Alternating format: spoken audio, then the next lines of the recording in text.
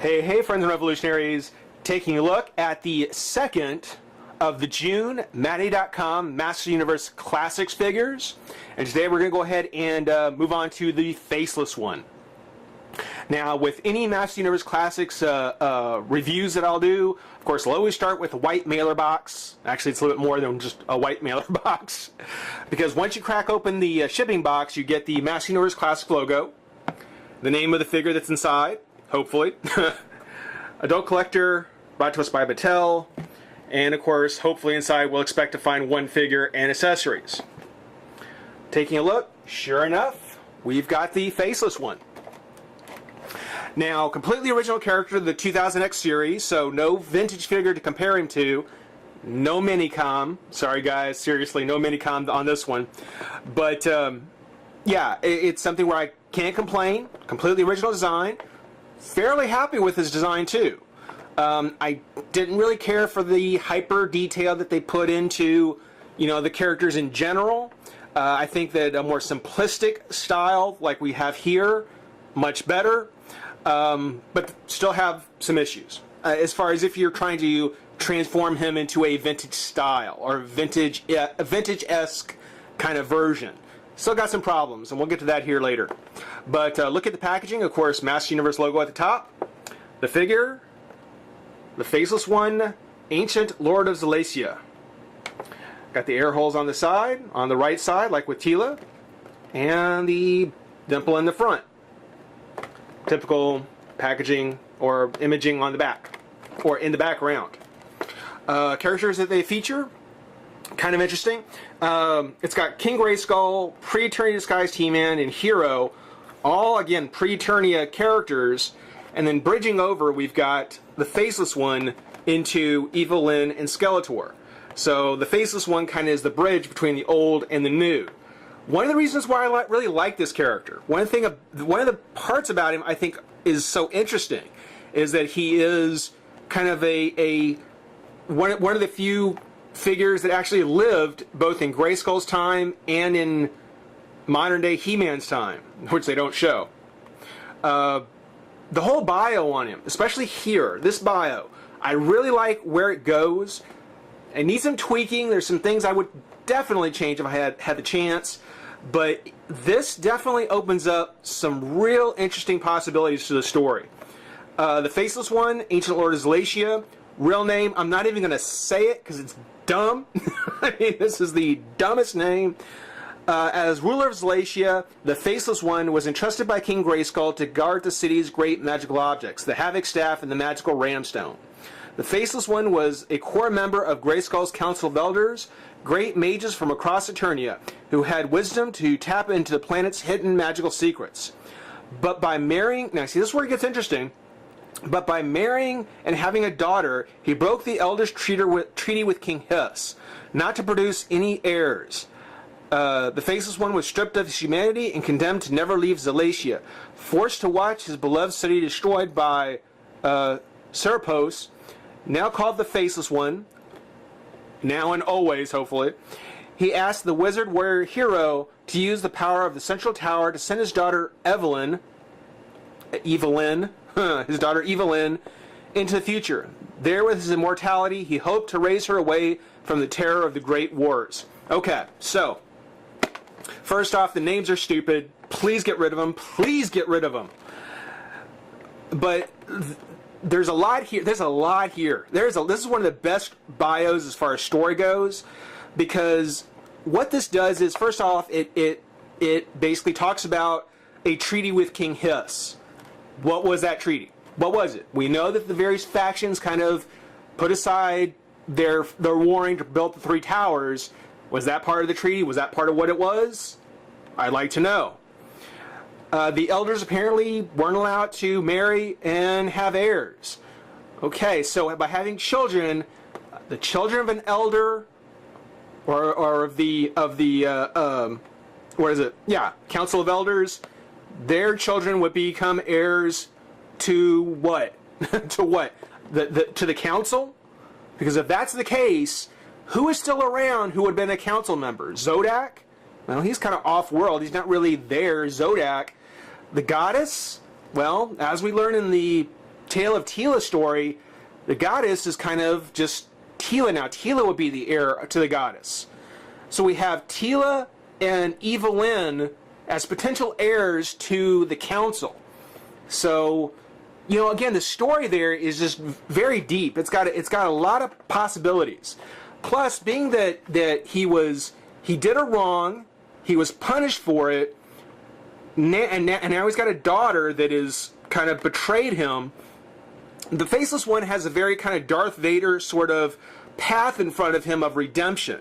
Again, this is another reason why I would really like to see the story continue, particularly around the Faceless One, because I would like to see that path of redemption. He did not really turn evil. As a matter of fact, I went back and rewatched the episodes, but in the story, he wasn't a bad guy. He wasn't a bad guy. He did something out of emotions, and he was punished for it. Evelyn's kind of, not even betrayal, but the fact that she went to the evil side, to Skeletor, was that part of his punishment? Was that some sort of, epic sort of punishment to him, to lose his daughter to the side of evil? Was that some sort of prophesized thing that would happen, that, if there was an heir to the council, they would join the forces of evil? That's why they weren't allowed to do it? I mean, could that have all been part of the story? There's a lot here. There's a lot of possible direction that they could feed off of with what they've put in this bio. And I would really like to see more of it. Aside from the characters, because I think they've just, okay, I'm not gonna blast what they did to the characters. I think they did okay, but I think they've just more or less just opened up a whole slew of story that they could really get into if they wanted to. And the Faceless One, I think, would be a must if they ever brought the Master Universe cartoon back, or if they did another comic story, because there is just a whole story, a whole epic story that would be left for him. But I'm going on way too much. Let's go ahead, pop the figure out of the pack, and have some fun. Be right back. All right, now, definitely living up to the name, this is a Faceless One. I mean, taking a look, you can see facial features, yes. I mean, there's definitely a place where there might be a nose, there might be a mouth, there might be eyes, but there's no nose, there's no mouth, and there are no eyes. So, this is definitely a Faceless One. But this is the question from DC Universe Classics. And this was also done by Mattel. So, it really kind of bugs me that a design in a face that they've done before couldn't have been used to give to the character that actually has the name, the Faceless One. Because clearly, he has a face. I mean, there is definitely a nose. There is definitely a mouth.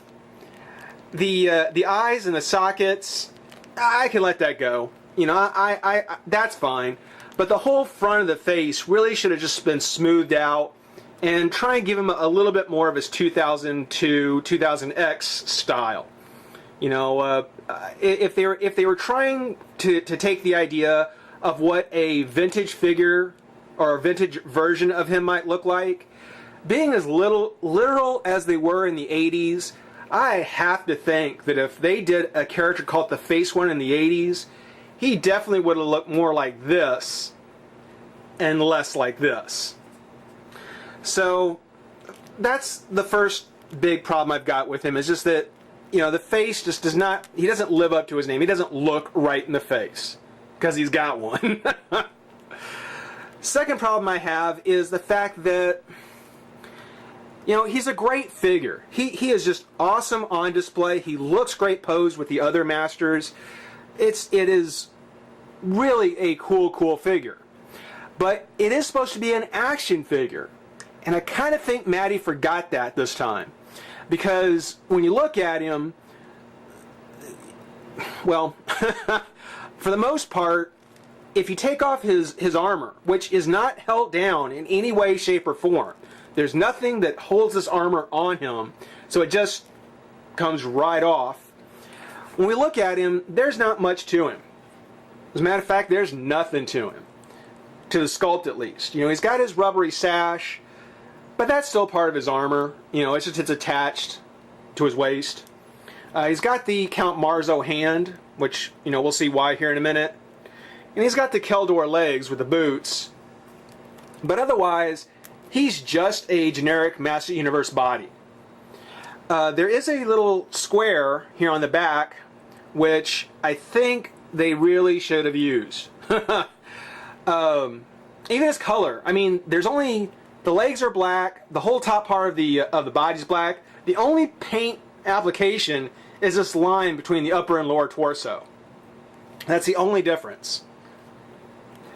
Most of his character comes from his armor, which, when you look at it, can be broken down into pretty much the exact same kind of armor Hordak has. There's this upper chest plate piece, the cape, and then his kind of hood slash, you know, whatever. Unlike Hordak, though, this is all in one piece. It's all together. Whereas Hordak had the armor of his body, which they should have done here, as a separate piece that he would wear, and then the cape and the hood piece as something separate. They just put everything in one. And I guess it was just cheaper to do it that way. But because of it, you know, it just means that when one piece moves, everything moves. And I'll show you what I mean here in a second. They did go ahead and make the cape, or split the cape into 3 pieces. There's the centerpiece here, and these 2 side flaps. And the shoulder pads don't come all the way to the front. You know, they actually are about halfway up the arm, or on the shoulder. And the idea for that being is that once he's wearing it, they wanted to make sure that his articulation, that he would still have, you know, fairly decent articulation. Well, first off, you can't really get his arm above that. You can't really get it over his head. And even when you do that, I'm holding onto his chest piece when I do this. Because the minute I let go, you can kind of see how it's going to raise it up above his head. I mean, the arms get more room to move, but it starts to lift it off his head. It starts to lift it off his body. If I could just keep it on camera. So, you know, if there had been something to hold this in place, like, for instance, making the chest piece separate, and then making the cape and the hood piece kind of locked on by the head, just like with Hordak, I think we would have gotten past this a lot. I mean, it may not have let the arms go any higher, but it wouldn't have made the armor kind of come off if you tried. So, you know, that's another problem I really have with this figure, is that when it comes to the armor in general, it's pretty fidgety. You know, it moves around, it bobbles around. It's really distracting, and it's fine if you've got him on display, but if you try to handle him around too much, you know, especially when you reach around behind him, you're going to start to jostle this armor, excuse me, and it's just going to become a hassle. So, you know, that I find kind of disappointing. If we take it off, just to kind of give you an idea, because I do have to take it off, and you know what, let me put it on real quick. If you do hold this down, when you get into the head, you can't really articulate the head all that well either inside the armor. So he's got a full range. When you get it off, the head will go down, up, side to side, shoulder, bicep, elbow, wrist, crunch, twist of the waist. Despite having this big old buckle, he actually will twist all the way around because it's a very soft plastic. Legs come up, up, twist at the thigh, at the top of the thigh, come out, bend at the knee, boot and foot. So as I said, typical Master Universe articulation. Just the whole upper shoulder, neck, head thing, all that's pretty much lost because of the fact that they decided to sculpt his armor piece the way they did. I mean, it looks great. It looks fantastic. I'm not going to pose him with Evil Lyn because one of the reasons his armor looks the way it does is to kind of mimic Evil Lyn's armor from the 2000X series. So, you know, hopefully maybe we'll get an Evil Lyn in her 2000X style to kind of go with him. That would be cool. I'm expecting a Filmation Evil Lyn in the Toys R Us 2-pack. But yeah, I'm not going to pose him with Evil Lyn. I don't think they look well together. He's going to kind of be on his own. Maybe not with Heroic Warriors, but on his own. His accessories. He does come with the Ramstone, which is just a sculpted, dinky little piece of plastic, but it fits with the show. And it'll just fit in his hand, just like Count Marzo's amulet. There you go. Actually very cool. And even though I don't ever remember them saying so in the show, apparently he had the Havoc staff, which is just a regular Havoc staff from kind of the bottom half. And then there's the translucent red on the back skull of the ram. And somehow the idea of him having this, see what I mean? The idea of him having the Havoc staff, unless, you know, in the story, one of the things that Evil Lyn did was that she actually stole the Havoc staff from him for Skeletor. I don't really see a whole lot of point of him having it, other than to say that she stole the Havoc staff from her father to give to Skeletor.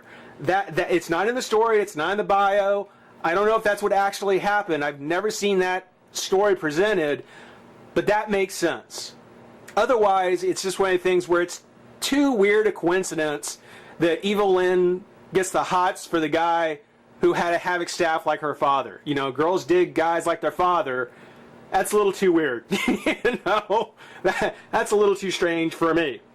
Chances are this is going to go into the hands of one of my other Skeletors, maybe the one from Toys R Us, maybe even into the Battle Armor Skeletor. I don't know, but yeah, I'm going to basically keep it out of his hands.